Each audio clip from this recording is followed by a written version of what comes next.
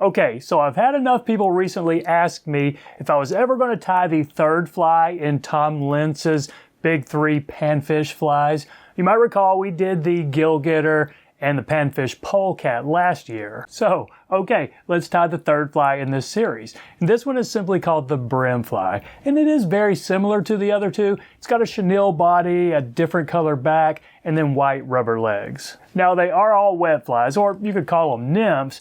Of course, they don't look like the larval form of any aquatic bug. They are pretty much 100% attractor flies, which is kind of what you want for panfish. And I'm tying the one that Lentz described and as pictured in Stewart and Allen's Flies for Bass and Panfish, which does call for a good bit of weight, but one variation I think we could make is to tie it unweighted. That would probably make it a semi-dry, slow-sinking fly. Of course, the chenille is eventually going to sink when it gets wet, but I think this could be an effective pattern, either fish really deep or just right up under the surface. But either way, this is a pretty fun tie. So there it is in the vise, the third in the big 3 bluegill flies. This one's simply called the Brim Fly. Pretty buggy fly, also pretty fun one to tie. Now I'm tying this kind of big. This is a size 8, 1 extra long, 1 extra strong, barbless wet fly hook. And since that chenille, it's kind of buoyant, I'm going to put some weight on it, and I'm going to fairly heavily weight it. This is 0.25. I'll put a good number of wraps on it going up.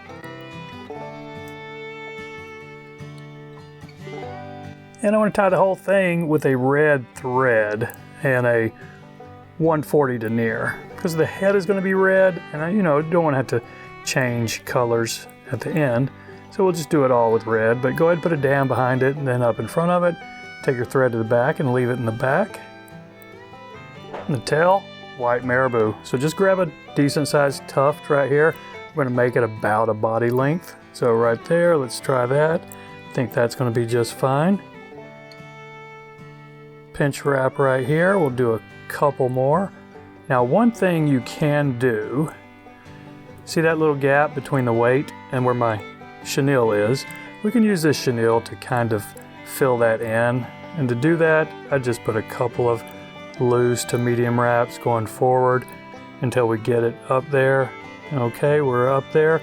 Now we can put a tight wrap and then snip this off, and it's going to leave a little bit of a mess, but we can bury that easily enough.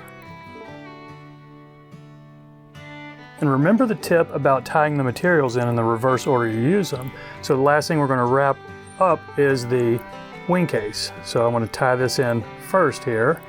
Just strip a little bit of this off. And the pattern says a brown and black variegated.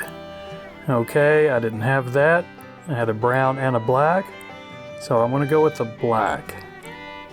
I think we'll be just fine right here. Now the next thing we're going to do, we're not going to wrap it up just yet, but let's go ahead and catch in our main body before the legs. In the main body, just a medium gray chenille. So let's catch this in. I stripped a little bit of it off right there. You can see that.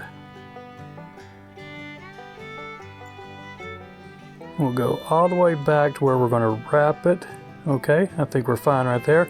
Now let's park our thread just a little bit forward of halfway. Let's go right there. Now for the legs, just white rubber legs. And I've got this piece right here where you just pull off what you need. And since there are 4 legs on each side, I just pulled 2 of them off. And then what I'll do, I'll fold it over. Give me a little excess right here. I'm just going to make it a little bit longer than I'm going to need. Let's do a pinch wrap right here, but not tight at all. And then just pull them off to the side where you want them before we put any tight wraps. Okay, is that coming off the side? I think it is just fine. So now I can go back with another medium wrap and now some tight wraps. And these tight wraps, you don't have to worry about it. It's not going to spin these legs around your fly. So let's go ahead and take this up here. Now I'm not going to split these and open them just yet. It'll be a little bit easier to work with them while they're still together. I can go ahead and trim this back one just so it won't get in my way here. But next thing we're going to do is wrap this chenille up. And then we'll probably get 3 or 4 turns behind these legs. And if you're thinking, oh no, this is too thick, I'm going to be closing up that hook gap, you don't really need to worry about that because this is pretty squishy stuff and you're not really going to close up that gap. Okay, we probably can get 1 more behind these legs and that'll push them out a little bit, but don't worry about that because this next wrap we're going to do 1 in the middle and we can use that to lay them sort of back down. See that? Now we got them angled toward the back. And probably 1 or 2 wraps up forward. Let's see, can I get a whole nother one? I don't think so because I'm going to be crowding my eye if I do. So let's catch it off right here. Try not to get too close to your eye. Just like any fly. And this chenille, it's going to make a little bit of a mess when we cut it, but you know, we just blow that off. And blow it, I mean like this. And now, let's go ahead and wrap this wing case. Just lay this flat right here along the top, you know, kind of tight.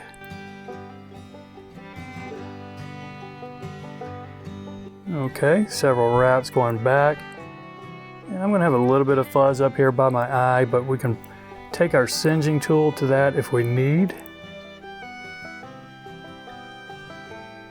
Or do we think we're going to be able to bury it? See that chenille is getting all over my rubber legs. I'm just going to try and bury it.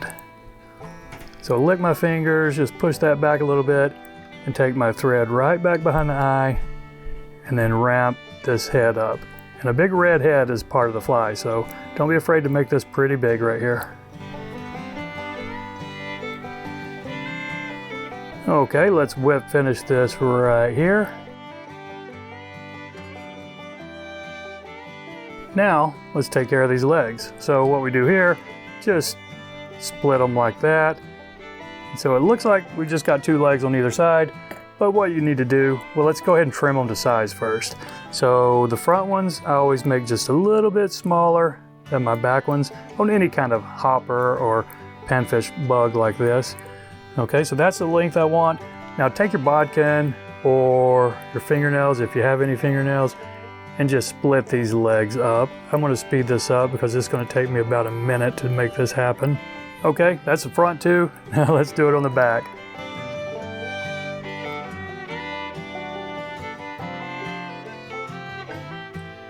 Okay, it was a lot easier with the bodkin there, but there you have it.